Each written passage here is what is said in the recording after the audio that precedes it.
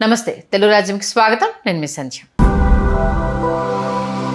ప్రస్తుతం మన దేశం ఒక అత్యంత ప్రమాదకరమైన వాతావరణ హెచ్చరిక ముంగిట నిలబడింది. రాబోయే వర్షాకాలం మన దేశాన్ని ఊహించని రీతిలో దెబ్బ కొట్టబోతోందా?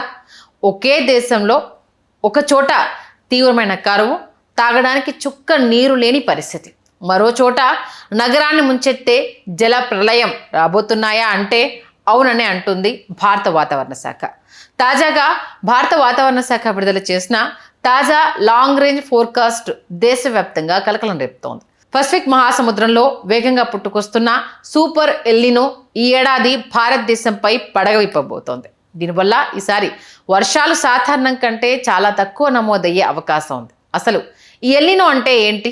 దీనివల్ల మన దేశంలోని ఏ నగరాలు హై రిస్క్లో ఉన్నాయి, మన తెలుగు రాష్ట్రాలపై దీని ప్రభావం ఎలా ఉండబోతోంది అనేది ఈ వీడియోలో చూద్దాం. సింపుల్గా చెప్పాలంటే పసిఫిక్ మహాసముద్రం ఉపరితలంలో ఉష్ణోగ్రతలు అసాధారణంగా పెరగడాన్నే ఎల్నినో అంటారు. ఇది గ్లోబల్ వాతావరణాన్ని పూర్తిగా మార్చేస్తుంది.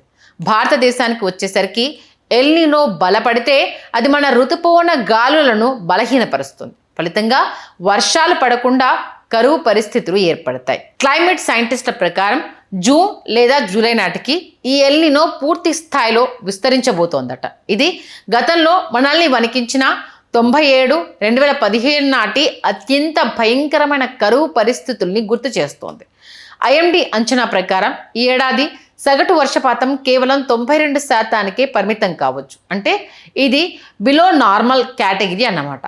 వర్షాలు పూర్తిగా ముఖం చాటేసే ప్రమాదం ఈసారి 35% పైగా ఉందట. వాతావరణ నిపుణుల లెక్కల ప్రకారం ఋతుపవనాల మొదటి భాగం అంటే జూన్ మరియు జూలై నెలలో వర్షాలు కాస్త నిలకడగానే ఉంటాయి. కానీ అసలు సమస్య ఆగస్టు, సెప్టెంబర్ నెలలోనే మొదలవుతుంది. ఆ సమయంలో ఎల్నినో తన విశ్వరూపాన్ని చూపిస్తుంది. దీనివల్ల దేశంలో పడే వర్షాలు ఒక్కసారిగా ఆగిపోతాయి.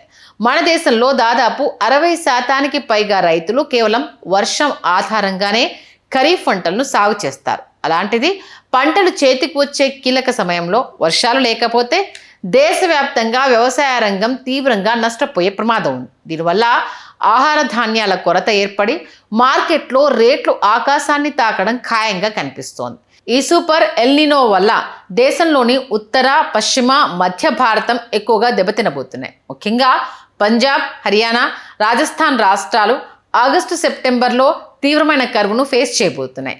మధ్యప్రదేశ్లోని ఇండోర్, ఉజ్జయిని, గ్వాలియర్, జబల్పూర్, సాగర్ వంటి ప్రధాన నగరాల్లో సాధారణం కంటే చాలా తక్కువ వర్షపాతం నమోదవుతుంది. ఇక ఇప్పటికే ఎండలతో మండిపోతున్న ఢిల్లీ, ఎన్సీఆర్ ప్రాంతానికి ఈ ఎల్నినో వల్ల ఎలాంటి ఉపశమనం లభించదు. అక్కడ మరింత పొడి వాతావరణం, తీవ్రమైన వేడి కొనసాగుతుంది. గతంలో 2015 మరియు 2023లో ఎల్నినో వచ్చినప్పుడు మహారాష్ట్రలోని మరాఠ్వాడా, నాసిక్, ఛత్తీస్గఢ్లోని కోర్బా వంటి ప్రాంతాల్లో పంటలు పూర్తిగా ఎండిపోయి రైతులు తీవ్ర ఇబ్బందులు పడ్డారు. ఈసారి కూడా అలాంటి పరిస్థితులే పునరావృతం కాబోతున్నాయని హెచ్చరికలు వస్తున్నాయి. ఇక్కడే ప్రకృతి ఒక విచిత్రమైన ట్విస్ట్ ఇవ్వబోతోంది.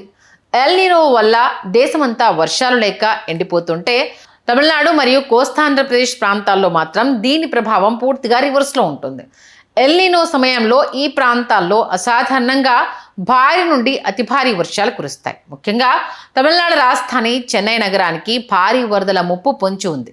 గతంలో 2015లో సూపర్ ఎల్నినో వచ్చినప్పుడు చెన్నై నగరం మొత్తం ఎలా నట్టేట మునిగిపోయిందో, వందల సంఖ్యలో ప్రాణాలు పోయి ఎంత ఆస్తి నష్టం జరిగిందో మనందరికీ గుర్తే ఉంది కదా.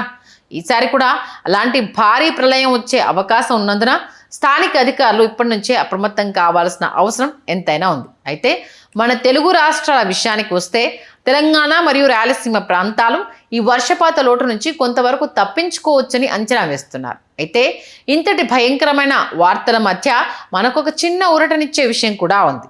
హిందూ మహాసముద్రంలో ఏర్పడే పాజిటివ్ ఇండియన్ ఓషన్ డైపోల్ పరిస్థితులు వర్షాకాలం చివరిలో బలపడే అవకాశం ఉంది. ఇది ఎల్నినో ప్రభావాన్ని కొంతవరకు తగ్గించి మన దేశానికి మేలు చేయగలదని శాస్త్రవేత్తలు ఆశిస్తున్నారు. ఏది ఏమైనా మే నెల చివరి వారంలో ఐఎండీ విడుదల చేయబోయే తదుపరి అప్డేట్ ద్వారా ఈ ఏడాది వాతావరణం ఎలా ఉండబోతుందనే దానిపై మరింత స్పష్టత రానుంది.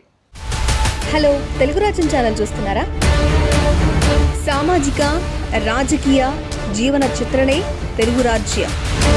అతిశయోక్తులు, అసత్యాలు ఉండవు. రాజకీయ కోణం కాదు, ప్రజా కోణమే కొలబద్ద. తెలుగు రాజ్యం వీక్షణ మీ ఉత్తమ అభిరుచికి నిదర్శనం.